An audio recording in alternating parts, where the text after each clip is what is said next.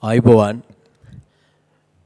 Well, let me say how happy to be part of this ceremony and also to address all of you at a very significant day in your life. When you want to be a professional, one of the lines you would like to end up is being a graduate. And when you are a graduate, you would like to be, once you are a postgraduate, then you want to be finishing with your degree with a master's, then of course trying to get your PhD. When the Lincoln University wanted me to be part of this, I've looked at their 18 years of career. When they inaugurated this in Malaysia, it was important that they look into the disciplines which other traditional universities can't access to. From Sri Lankan point of view, we are happy that this kind of university opportunities for university colleges or university studies with a higher end, with a degree or a master's or a PhD, that your career path can be extended to. So at the outset, let me congratulate all the graduates who are going to be, who has already been awarded with their credentials, based on your credentials, the degree. From the government point of view, we see this country can only accommodate from the government universities roughly about 33,000 people. We have more than 160,000 students get through to their A levels who are eligible to be a student in a university. Unfortunately, state universities can't accommodate more than such. It is why we believe and strongly support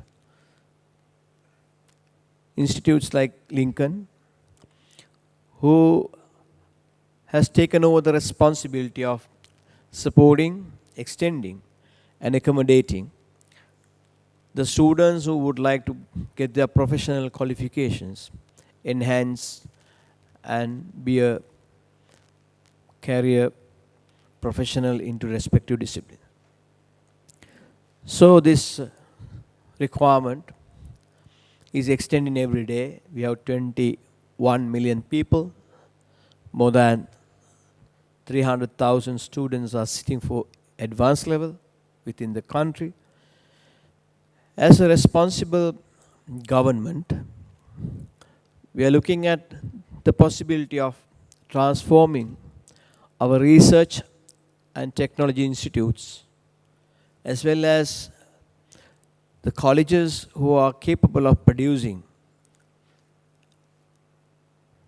undergraduate and postgraduate courses where you can have your career path strongly. We find the traditional degrees that offered from the government universities isn't enough and not adequate enough for us to support the development of this country. If we are to grow, if we are to develop Sri Lanka, we have no choice, but we have to engage the professionals into respective disciplines to take the responsibility and to take the country's economy forward. The government institutes, organizations, we are quite handicapped because of the current nucleus we have in the academic side. When we look at the amount of scientists we have, researchers we have hardly about 5 to 600 scientists and about 3 to 5,000 research officers, researchers who are researching, mainly working while they're working in universities. But if we are to look at professionalism in the country to be deployed for our decision making process, obviously we need people like you. It doesn't matter whether you have been qualified at a government university or otherwise. You've been given the basic knowledge, you've been given the advanced knowledge, you've been taught through a big minimum requirement. I'm happy to see the scholarships given to the health sector, the people who really wanted to pass their masters and into PhD. The roadmap we see here is we have a huge opportunity in this country as long as we know how to harness it. I, as the Minister in charge of technology and innovation, we looked at what are the technologies that we are currently using, and what is the technology that we need, what are the kind of technologies that we have to support. When you look at it, it can be nanotechnology, it can be various things like artificial intelligence, ICT, you can have aero, therefore space technology, you can say biotechnology, robotics, various means. But at the end of the day, we got to line up and engage the people like you into various streams. All these opportunities, when you have science and technology, it gives you research requirement to find unique technologies. Obviously, that's where the business opportunity come our way. If there are scientists with new patents will give you new production lines. That's how countries have developed. All these industries at the end of the day need some managers, accountants, people with masters in business administration, MBA, maybe various areas where you have got your basics today.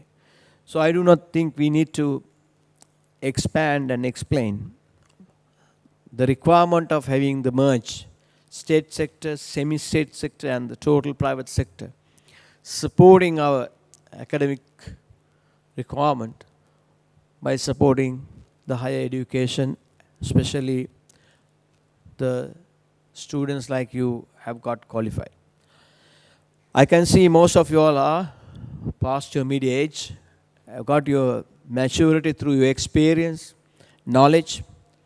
Some people know the requirement of getting engaged with your degree, master's degree and PhD is so important than ever before.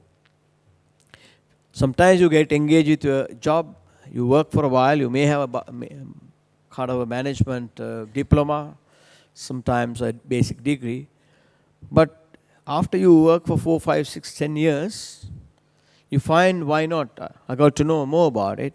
Why don't I start doing my master's or even my further up PhD? So Lincoln is a university which we believe is planning and properly positioned to bridge that gap. So as a university college, we would like to thank them and congratulate for all the efforts. Head office is in Malaysia and there are scholarship opportunities. There are people who can't afford to pay the total sum of money, but obviously government is keen to find financial assistance where you can pay over a period of time. So ladies and gentlemen, once again, I would like to thank Lincoln University and making all the efforts.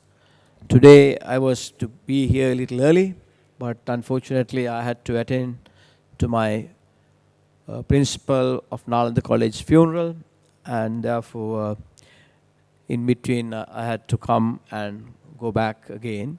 So I'm sorry that I couldn't be here on time. At the same time, I don't think anything has been missing out just because I couldn't be on time. Nevertheless, it is important that to understand all these wonderful people who got qualified today are much privileged, and you have a better opportunity than ever before. We are at the age of year of 2020. We have gone through various phases, various ups and downs in life and in the country. We have a steady government right now for next 5 years. We have a president in place who believes in academics and believes in technology. I'm happy to be leading his ambitious deployment of technology in this country. But I'm more than that. I'm happy that next generation and all these wonderful people are seriously trying to engage yourself, trying to understand and learn more. We can't be fighting with India, who is next to us with 400 million people are working for less than 20,000 rupees a month. Next to India is China. You can find more than 400 million people willing to work for less than 25,000 rupees a month. So the labor market is not where we can get engaged and we can beat. We need to have value-added knowledge that add to your basics.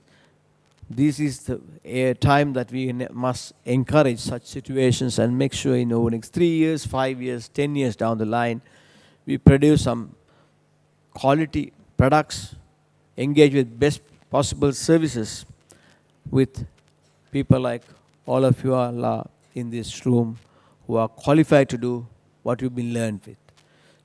Thank you so much for inviting me. I wish you all the best. Thank you.